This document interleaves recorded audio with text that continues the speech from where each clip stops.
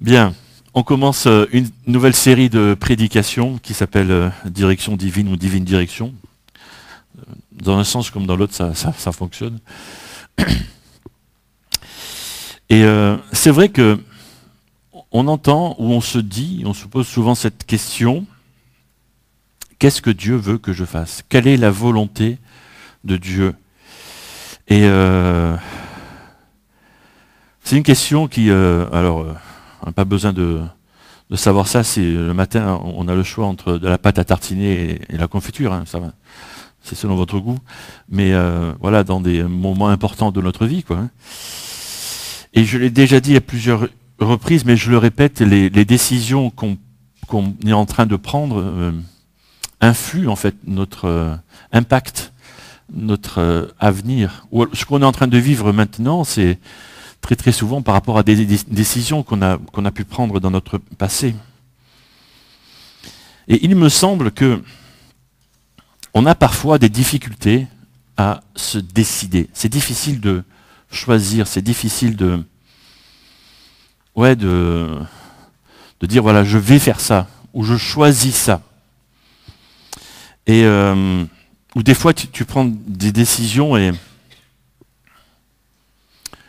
tu te dis j'aurais pas dû en fait. Tu vois ? Et j'ai déjà cité cet exemple-là, tu vas dans un magasin, tu achètes un truc, tu vois. Et t'es pas sorti du magasin, tu te dis mais pourquoi j'ai acheté ce machin quoi. Et ce machin va traîner sur une étagère dans un placard pendant des années, et tu as dépensé 30, 50 euros, j'espère pas plus, c'est déjà une certaine somme, tu vois. Et puis au bout de 10 ans, tu sors ce machin,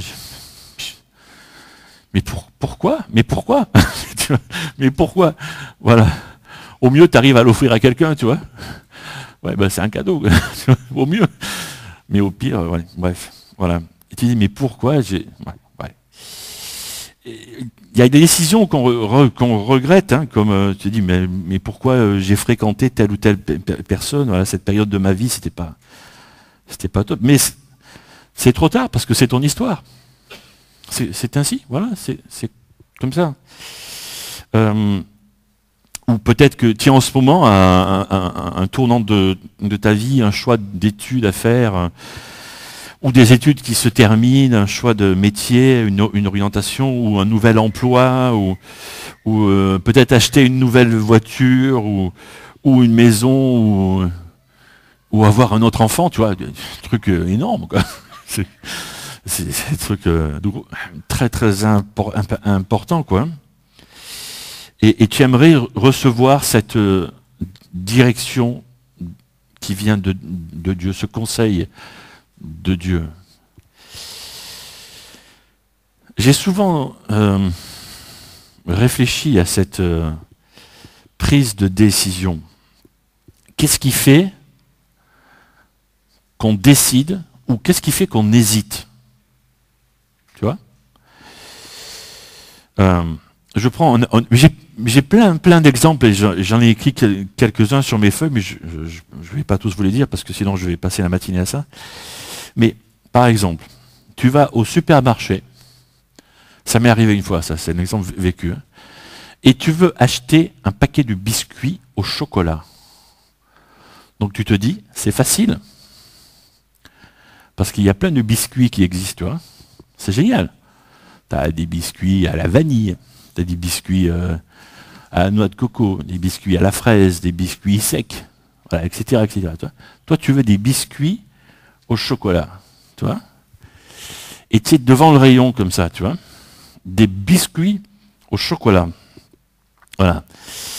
Et tu es submergé par ça, mais ça m'est arrivé, hein, c'était à Cora, et je suis parti sans rien, en fait. Hein. Voilà. Voilà. Non, mais vraiment, c'était comme ça.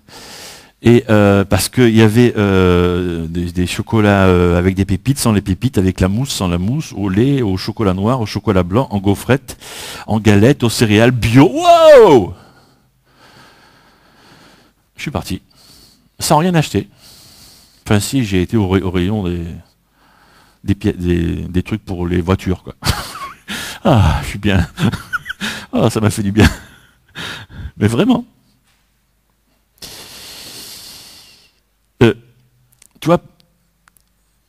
ce que j'essaie de dire, c'est que il y a trop de choix. Mais j'ai un autre exemple. Alors, ce que je viens de dire par rapport aux biscuits au chocolat, tu vas me dire, Eric, ça t'a pas fait pas de mal de ne pas manger les biscuits au chocolat, c'est vrai. Je me suis rattrapé sur autre chose. Mais il y a d'autres choses plus graves, tu vois. Par exemple, tu arrives en classe de terminale, et donc tu es censé avoir ton bac, super, et tu dois faire le choix des études que tu vas faire après. Tu vois? Alors, si tu es parent, tu dis à tes enfants, tu vas te stresser tes enfants, machin, tout ça. Mais mets-toi à la place de ton gamin juste un instant. Tu ne vas pas y rester longtemps à sa place, hein, je te le dis. Hein. Voilà. Alors moi, j'ai été voir le nombre de métiers qui existent aujourd'hui. Alors, il y a un registre qui existe, que vous trouvez sur Internet, qui s'appelle le répertoire des métiers, qui s'appelle ROM, ok, que vous connaissez peut-être. Hein. Alors j'ai trouvé ça, mais c'est encore à l'entête de l'Agence nationale pour l'emploi. Mais Pôle emploi a repris la même chose. Voilà. Alors c'est 532 fiches mises à jour tous les 3 mois. Voilà. Et il y a 11 000 métiers différents. Donc tu es toujours à la place de ton gamin qui a 18 ans, 17, 18, 19 ans, tu vois, et qui est devant ce choix-là. Alors, si tu as un enfant qui te dit depuis des années, moi je vais travailler dans le social, je vais travailler dans le médical, je veux travailler dans la technologie, tu dis, wouhou, c'est bien déjà, tu vois, c'est super, parce que ça restreint le choix, tu vois, pour la vache, tu vois. Mais s'il ne sait pas, ah, mais c'est vrai, sérieux. Voilà. Alors, j'ai pris un exemple, j'ai été plus loin, hein, parce que moi je creuse, hein. J'ai pris ma pioche et ma pelle, j'ai creusé. Donc, puisqu'on a chanté des chants, on fait de la musique et des chants, donc il y a un enfant qui est musicien, chanteur. Il veut chanter, tu vois. Dans ta tête, tu te dis, ouais, la chanson, ça mène à rien, ben bon, il veut chanter. Ok. Donc, il y a une fiche qui s'appelle musique et chant, dans ce répertoire-là, hein. C'est officiel, hein. Et il y a 66 métiers pour musique et chant. D'accord? Voilà. Alors, à chaque fois, c'est chanteur et chanteuse, donc je vais dire que chanteur, ça va être beaucoup plus. Je ne vais pas dire les 66, hein? D'accord? Mais il y a chanteur de bal, soirée privée, chanteur de jazz et funk, chanteur de musique ethnique et traditionnelle, chanteur de rap, chanteur de revue musicale, comédie musicale, chanteuse de rock pop, chanteur de variété, chanteur lyrique, chanteur soliste, chanteur lyrique baryton, chanteur lyrique basse, chanteur contre-ténor, chanteur ténor. J'ai arrêté là. Parce qu'il y en a 66. Tu vois? Mais c'est pour tous les domaines comme ça. Voilà, on a besoin. Alors, j'ai pris un autre exemple. Tu vois, c'est samedi soir, tu es avec ta petite femme et tu te dis, on va regarder un petit film parce que tu as un abonnement de télé, un abonnement, etc., où tu peux avoir des films, tu vois, à la demande. Tu te dis, on va voir un petit film. Un conseil. Choisis le film avant d'allumer ton truc, toi. Hein? Ouais, je vois que certains voient de quoi je veux parler. Parce que si tu allumes avant de choisir, tu vas passer déjà 20 minutes à voir la liste.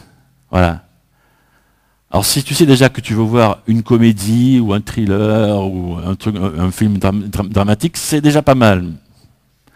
Mais sinon, quand tu rentres dans une catégorie, il y a des sous-catégories, etc. Et puis tu passes des minutes et des minutes. Et tu veux voir ça? Non, je veux voir ça. Tu veux voir ça? Non. Voilà. Trop de choix apporte une grande frustration. C'est étrange, en fait. C'est étrange. Et je pense que c'est ça qui nous empêche quelque part de décider parfois. Et des fois, au lieu de décider, on ne décide pas, on laisse comme ça. On ne choisit pas. Parce qu'on a peur de prendre... Il y a tellement de choix, c'est quoi la bonne décision? Alors, pour voir un film, bon, c'est pas très grave, tu vois, c'est pas un souci, quoi. Mais imagine-toi à la place de ton enfant qui est en classe de terminale, qui doit choisir une orientation pour toute sa vie, tu vois. Purée. Ça fait peur. Tu vois, c'est lourd. Voilà. Est-ce que ce que je choisis est la décision parfaite? Tu vois, parfois on a tellement peur de mal faire.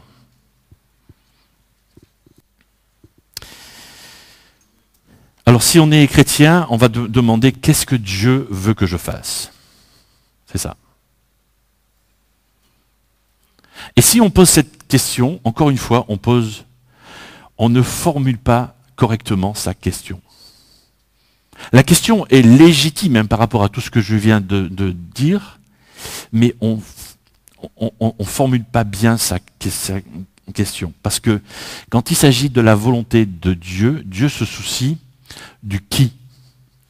De qui tu es, pas de ce que tu vas faire. C'est plus important qui on est pour Dieu que ce que l'on fait. Et je vais un peu développer cette première pensée. Dans 1 Thessaloniciens 5, ce que Dieu veut, c'est que vous meniez une vie sainte. Après, il va développer que vous vous absteniez de toute immoralité, que chacun de vous sache gagner une maîtrise parfaite de son corps, etc., etc. D'accord ? Voilà ce que Dieu veut. Que nous menions une vie sainte. Certes, c'est pas simple. Ok. Mais c'est ce que Dieu veut pour chacun de nous. Alors si j'ai pris cet exemple de l'élève qui était en terminale, c'est que j'ai eu affaire à une jeune fille comme ça qui est venue me poser la question parce qu'elle était en terminale et elle m'a demandé, voilà, qu'est-ce que Dieu veut que je fasse après mon bac? Et la réponse que j'ai pu lui apporter, c'est la question n'est pas là. La question est qui tu es. Et qui tu seras quand tu feras tes études et qui tu seras quand tu exerceras ton métier. Si tu es disciple de Christ, quand tu fais tes études, ben reste disciple de Christ. Reste fidèle à ça. Et pareil, quand tu exerceras ton métier. Mais pour ce qui est du choix de tes études et de ton métier plus tard, qu'est-ce qui, toi, te plaît? Est-ce que tu vas être prof? Est-ce que tu vas être médecin? Est-ce que tu vas être avocat? Est-ce que tu vas être boulanger? Est-ce que tu vas être mécanicienne? Qu'est-ce qui te plaît? Voilà, qu'est-ce que tu as dans tes tripes, quoi. Voilà. Et dans ces études que tu entreprendras et ce métier que tu exerceras, sois disciple de Christ. Voilà la réponse que j'ai pu l'apporter. Elle est enseignante maintenant. Mais parce que la volonté de Dieu, pour nous, c'est pas qu'on soit informaticien, c'est pas qu'on soit mécanicien, c'est pas qu'on soit maçon, c'est pas qu'on soit ceci. Dieu, en fait, ça lui importe peu, ça. Dieu veut qu'on reste, comme il est écrit ça, ici, saint. Dieu veut qu'on lui plaise. Parce que si on cherche des métiers de mécanicien ou d'informaticien dans la Bible, on ne va pas trouver ça en fait. Et si tu te dis oui, je veux ressembler à Christ, bah alors on va être tous charpentiers. Ça va être un peu embêtant quoi. Si on va avoir des belles structures de maison, tout ça, etc., des beaux meubles peut-être, mais on n'aura pas de quoi manger. C'est ballot. Non, Dieu veut qu'on soit saint. Et le mot saint peut être compris comme différent, comme mis à part. Et c'est ce que Dieu attend de nous, si on veut se conformer à l'image de ce Jésus. Et quand on regarde comment Jésus faisait dans les évangiles, il a rarement parlé du métier des gens. Si une fois il a pu dire à un collecteur d'impôts, laisse tomber ton métier et suis-moi, quoi. Mais voilà, peut-être une fois comme ça, encore une autre fois, mais Jésus, ça lui importait peu ce que faisaient les gens. Ce qui lui importait, c'est ce qu'ils avaient dans le cœur, quoi. Voilà, dans leur âme. C'est ça. Il parle beaucoup plus de qui ils sont, de comment ils se comportent, de leur caractère.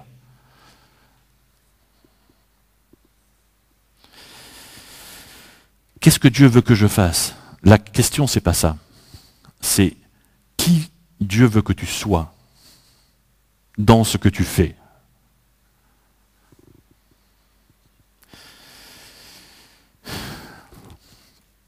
Un jour, j'ai eu, c'était bien avant que je sois pasteur, parce que j'étais pas sûr de vouloir faire ça. J'étais sûr d'une chose, c'est que le Seigneur m'avait appelé à le servir. Point. Voilà, j'avais reçu cette conviction de Dieu en moi. Et un jour, je rigole, mais sur le moment, je rigolais pas trop en fait. Parce que je suis passé devant un... Il y avait 3 pasteurs, voilà, c'était dans une fédération d'églises, et ils me demandaient que je leur explique pourquoi je devais être pasteur. Et j'avais juste un mot qui me venait, un mot stupide en fait, que font les enfants qui ne trouvent pas de réponse. C'est quoi? Parce que. Voilà. J'avais 30 ans. Hein. Voilà. Comment tu veux expliquer avec des mots audibles et qui soient compréhensibles par l'être humain que Dieu te met une conviction dans ton cœur de le servir? J'ai toujours pas trouvé. Hein. J'ai 57 ans. Donc, alors, par contre, ce que je sais, c'est qu'en mettant les gens au travail, on peut voir si Dieu les a appelés ou pas. Ça, je sais. Voilà, au bout d'1 an, 2 ans ou 5 ans, on peut voir. Non, mais écoute, non, on va pas faire autre chose, quoi. Voilà. Ou non, c'est bien. Qu'on continue. Peut-être tu peux te corriger dans ceci, cela, mais tu vois, là oui, en faisant, quoi. Voilà. Ça a été un moment assez compliqué, mais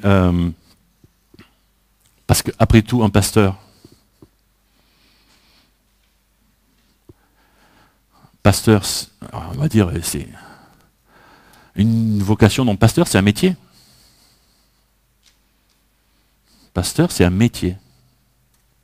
C'est ce que je fais. Oui, il y est. Ouais. J'aurais dû relever le numéro parce qu'on est tous fichés. Hein. Il y a un numéro. Oui, bien sûr, ça y est. Ouais. Mais pasteur, ce qui compte, c'est ce que je suis. Parce que j'ai beau faire de beaux discours dimanche matin, si quand je rentre à la maison, je mets une baffe à ma femme parce que non en fait. Non, il y a un truc qui va pas. Voilà. Tu vois, un truc qui marche pas. Hein? Ouais, non mais ça marche pas. Tu vois? Voilà. Donc Dieu est plus préoccupé par qui on est que par ce qu'on fait. Alors on peut se poser des questions. Est-ce que je dois fréquenter cette personne-là? Ben, essaye de fréquenter cette personne. Essaye, mais reste qui tu es. Si tu es disciple de Christ, reste ce disciple de Christ en fréquentant cette personne. Et ça, tu vas vite voir si ça fonctionne ou pas, quoi. Tu vois? Est-ce que je dois changer d'emploi ou pas, tu vois? Et là, je renvoie toujours à cette question. Ben, reste qui tu es. Tu es disciple de Christ. Qu'est-ce que tu dois faire en tant que disciple de Christ? Tu vois, la question est à prendre dans l'autre sens. Au lieu de poser la question frontale, il faut prendre la question dans l'autre sens, par rapport à qui tu es. C'est-à-dire, si tu es disciple de Christ, qu'est-ce que fait un disciple de Christ dans cette situation-là? Tu vois, ça change la façon de s'interroger et donc de choisir, de prendre une décision. Et peut-être que tu vas dire, ben, c'est pas le moment de changer d'emploi, c'est pas le moment de faire ceci, ou si c'est le moment, mais ben non, c'est vrai qu'au départ j'aurais choisi ça, non, je vais choisir plutôt ça, quoi. Tu vois? C'est ça. J'ai un deuxième point à dire ici, c'est que Dieu se soucie du pourquoi, c'est-à-dire de nos motivations. Proverbe chapitre 16. Vous pouvez penser que tout ce que vous faites est bien, mais c'est l'Éternel qui apprécie vos motivations. Autrement dit, on sait tous, hein, qu'on a la capacité de faire des choses par calcul.